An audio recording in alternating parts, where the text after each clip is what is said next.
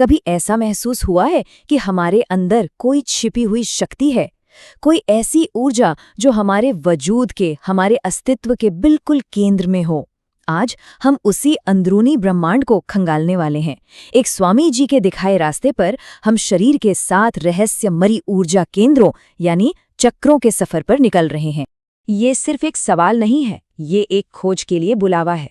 हम एक चढ़ाई शुरू कर रहे हैं जो हमारी रीढ़ की हड्डी के बेस से शुरू होकर हमारे सिर के टॉप तक जाएगी, और इस रास्ते में हम एक एक करके 7 शक्तिशाली ऊर्जा केंद्रों के राज खोलेंगे, ठीक वैसे ही जैसे स्वामी जी ने सिखाया। तो चलिए शुरू करते हैं। हमारे इस सफर की नींव पहले 3 चक्रों में टिकी है। इन्हें एक पेड़ की जड़ों की तरह समझिए, जो हमें मजबूती से जमीन से जोड़ती हैं और हमारा पोषण करती हैं। ये हमारे वजूद, हमारे इमोशंस और हमारी अपनी शक्ति के केंद्र हैं। तो सबसे पहले आता है मूलाधार चक्र। ये हमारी पूरी एनर्जी सिस्टम का, आप कह सकते हैं, फाउंडेशन है।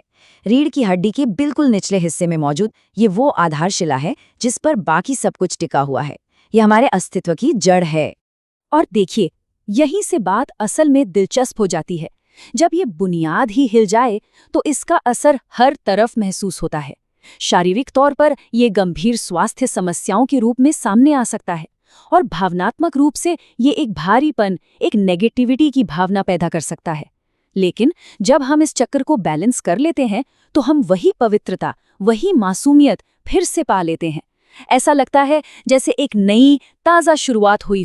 अपनी नींव को मजबूत करने के बाद अब हम ऊपर बढ़ते हैं दूसरे चक्र की ओर, यानी स्वाधिष्ठान चक्र।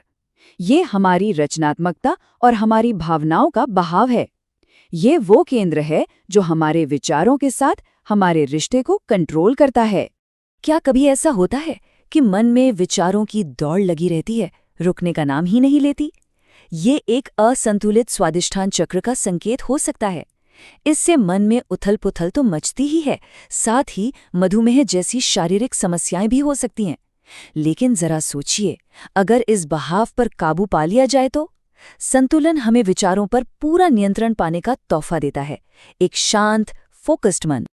अब हम अपने इस सफर के पावर हाउस तक पहुंचते हैं, नाभि चक्र, जिसे सोलर प्लेक्सस भी कहते हैं। इसे अपने अंदर का सूरज समझिए, जो आपकी पर्सनल पावर, आपकी इच्छा शक्ति और गहरी संतुष्टि की भावना को चारों ओर फैलाता है। कभी ऐसा लगता है कि कुछ भी काफी नहीं है? ये जो असंतोष की भावना है ना, वो अक्सर नाभि चक्र में असंतुलन की वजह से पैदा होती है। ये पेट की समस्याओं के रूप में भी दिख सकती है। लेकिन जब ये अंदर का सूरज पूरी तरह चमकता है तो सब कुछ बदल जाता है। तब एक गहरी, एक स्थायी संतुष्टि मिलती है, जो बाहर से नहीं बल्कि अंदर से आती है। अब हम अपने सफर की एक बहुत ही खास मोड़ पर आ गए हैं, चौथा चक्र, हृदय चक्र। ये एक पुल की तरह है जो हमारे निचले यानी भौतिक अस्तित्व को हमारी ऊंची आध्यात्मिक चेतना से जोड़ता है। ये समझना बहुत जरूरी है, हृदय चक्र सिर्फ अगला पड़ाव नहीं है, ये मिलन बिंदु है। ये वो जगह है जहाँ जमीन और आसमान मिलते हैं, जहाँ हमारा इंसानी अनुभव हमारी दिव्य क्षमता से जुड़ता है। यहीं आकर हम पूरे होते हैं, और यही हमें लाता है हृदय चक्र पर, जो प्रेम, सुरक्षा और जुड़ाव का केंद्र है। कभी असुरक्षित महसूस होता है, भले ही बाहर से सब कुछ ठीक ठाक लग रहा हो। ये एक असंतुलित हृदय चक्र का संकेत हो सकता है, जो शारीरिक रूप से दिल की समस्याओं की वजह भी बन सकता है। लेकिन जब ये केंद्र खुला और संतुलित होता है तो हमें एक गहरी, सहज सुरक्षा मिलती है। एक ऐसी सुरक्षा जो हालात पर निर्भर नहीं करती, बल्कि हमारे भीतर से आती है। तो हृदय के पुल को पार करने के बाद अब हम और ऊंचे आयामों में प्रवेश करते हैं। अगली 3 चक्र हमें चेतना के ऊंचे स्तरों से जोड़ते हैं, जहां हम अपना सच बोलते हैं, जहां हम साफ साफ देख पाते हैं और जहां हम ब्रह्मांड के साथ एक हो जाते हैं। हमारी ये चढ़ाई अब हमें विशुद्धि चक्र यानी गले के चक्र तक ले आती है। यह आपकी आवाज है, यह आपका सच है, ये वो केंद्र है जो तय करता है कि दुनिया में खुद को कैसे एक्सप्रेस करते हैं और अपनी सफलता को कैसे पाते हैं। कभी अपना सच बोलने से डर लगता है? ये जो असफलता का डर है ना, वो अक्सर एक रुके हुए गले के चक्र से पैदा होता है और शारीरिक रूप से गले की बीमारियां भी दे सकता है। लेकिन जब ये चक्र खुल जाता है तो डर आत्मविश्वास में बदल जाता है। हम अपनी बात को पूरी स्पष्टता और शक्ति के साथ कहते हैं और सफलता और सहनशीलता को स्वाभाविक रूप से अपनी ओर खींचते हैं। अब हम आगे बढ़ते हैं आज्ञा चक्र की ओर, जिसे तीसरी आंख भी कहा जाता है। ये अंतर्ज्ञान का, क्षमा का और मन की शांति का स्थान है। एक बेचैन मन, ये अक्सर एक असंतुलित तीसरी आंख का नतीजा होता है। लेकिन जब ये केंद्र खुलता है तो ये हमें बहुत गहरे तोहफे देता है। माफ करने की शक्ति, दूसरों को भी और खुद को भी, किसी भी तरह की कट्टरता से आज़ादी, और सबसे बढ़कर मन की वो स्पष्टता और शांति जो दुनिया को देखने का हमारा नजरिया ही बदल देती है। और आखिरकार हम शिखर पर पहुंचते हैं, सहस्रार यानी 1000 पंखुड़ियों वाला कमल। ये हमारा क्राउन चक्र है, अनंत में हमारा प्रवेश द्वार। ये विचारों से परे का एक आयाम है, जहां व्यक्तिगत चेतना सार्वभौमिक चेतना में मिल जाती है।